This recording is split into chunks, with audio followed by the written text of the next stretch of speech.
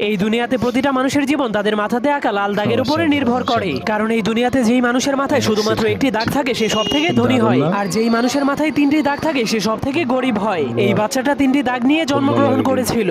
এরপর সে ধীরে ধীরে বড় হওয়ার পর সে দেখতে পায় তাকে শুধু গরিব মানুষের সাথেই থাকতে হয়, আর যাদের মাথায় দুইটি দাগ আছে তাদের গোলামি করতে হয়। এমনকি তাকে দুই দাগওয়ালা মানুষের জন্য সারাদিনই কাজ করতে হয়, যার ফলে দুই দাগওয়ালা মানুষের বাচ্চারা তাকে মারলেও সে কিছুই বলতে পারতো না। এজন্য সে একদিন লুকিয়ে লুকিয়ে তার কপালের একটা দাগকে মুছে ফেলে। এরপর কাউকে কিছু না বলেই লুকিয়ে লুকিয়ে দুই দাগওয়ালা মানুষের রুমের মধ্যে চলে যায়। কিন্তু সে ভিতরে যাওয়ার পর দেখতে পায় সব দুই দাগওয়ালা মানুষের এক দাগওয়ালা মানুষের একদমই চাকরের মতো সেবা করছে, যা দেখার পর সে অনেক অবাক হয়ে যায়। এরপর সে বুদ্ধি খাটিয়ে তার আরেকটা দাগকেও মুছে ফেলে। কিন্তু যখন দুই দাগওয়ালা মানুষেরা দেখতে পায় তার কপালে এক দাগ, তখন তারাও তার সেবা করতে শুরু করে দেয়। তখন সে জীবনের প্রথমবার এত সম্মান পেয়ে অনেক খুশি হয়ে যায়। কিন্তু তখনই হঠাৎ করে উপর থেকে একটা মেশিন চলে আসে। এরপর সকল এক দাগওয়ালা মানুষদেরকে টেনে টেনে উপরে নিয়ে যায়। এরপর সেই মেশিন তাদের মাংসগুলোকে কেটে কেটে তিন দাগওয়ালা মানুষদেরকে খাওয়ার জন্য